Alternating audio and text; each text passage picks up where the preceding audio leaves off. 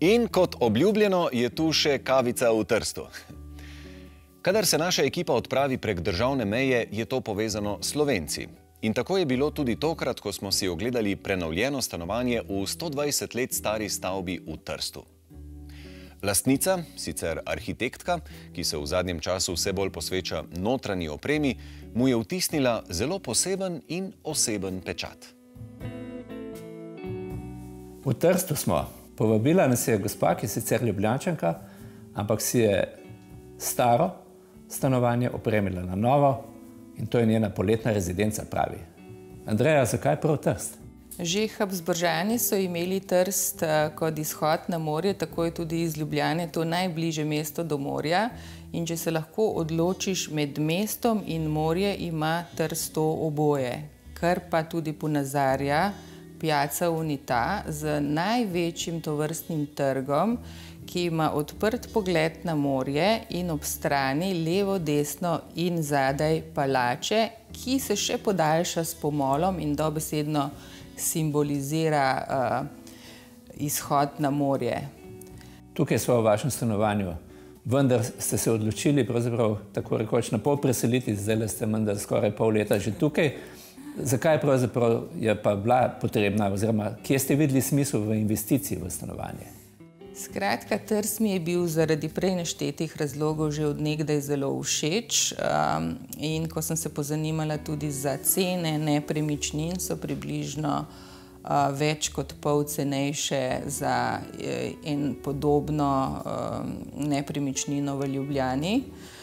Take malenkosti, kot jih Ljubljana nima, recimo tukaj pod stanovanjem lahko kupiš tele polštre, lahko kupiš tale ogledala, lahko kupiš polnilec za telefon, daljinec, popraviš okna, okviriš sliko.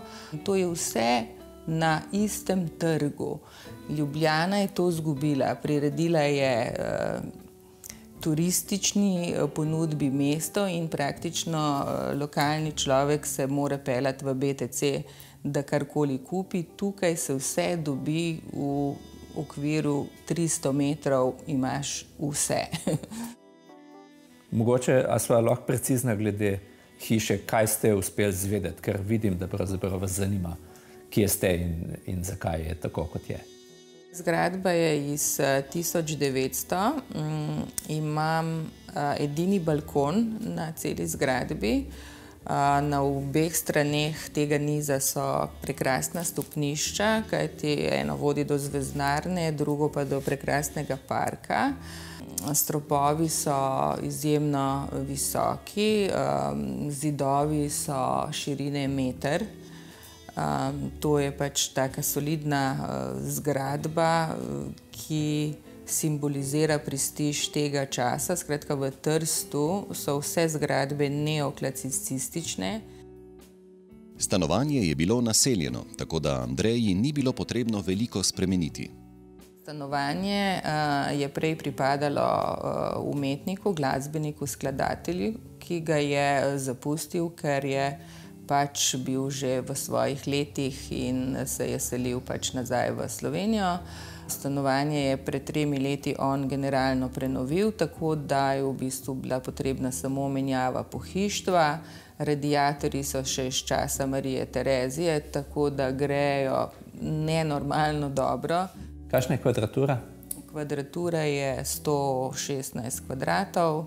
Je zelo prostorno, fascinirali so mi te 3 saloni povezani med sabo in iz spalnice v bistvu odprt pogled iz postelje na cel trg, ker je v bistvu moj Julija balkonček. Eden od prepoznavnih elementov notranje opreme, ki jo izbira Andreja Medvedič, so posebni kosi pohištva, ki dajo stanovanju pečat elegance.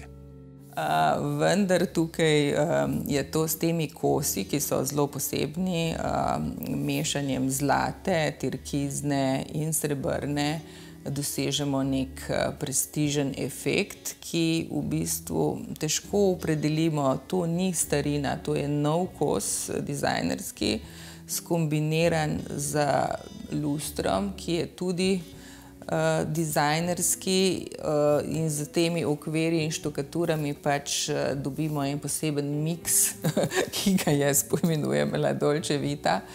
In to je nekako stil stanovanja, ki je namenjen res družabnosti. To ni tvoje prvo in edino stanovanje, to je stanovanje kot neka poletna rezidenca, kjer ti vabiš prijatelje, poslovne partnerje in res je namenjeno uživanju. Tale trikizna mi je ostala v spominu, ne? To je morda ena vaša ljuba barva. Nekako zberem nek kos, ki mi je najprej všeč in potem se vse vrti okrog tega kosa.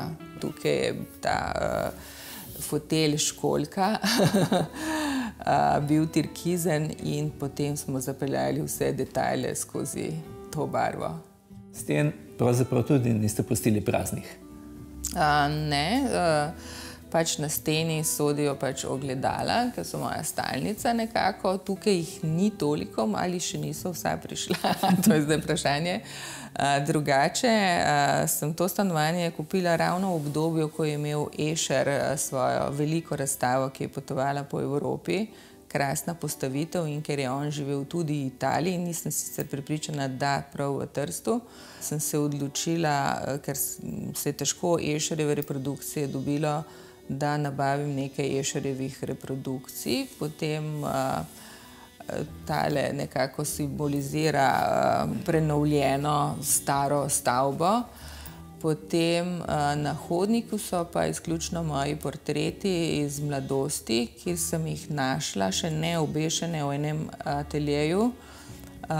In so me prav kar vprašali, če jih lahko vzamem, in sem rekla, no, ravno prav, in je v bistvu hodnik neka retrospektiva mojih manekenskih dni.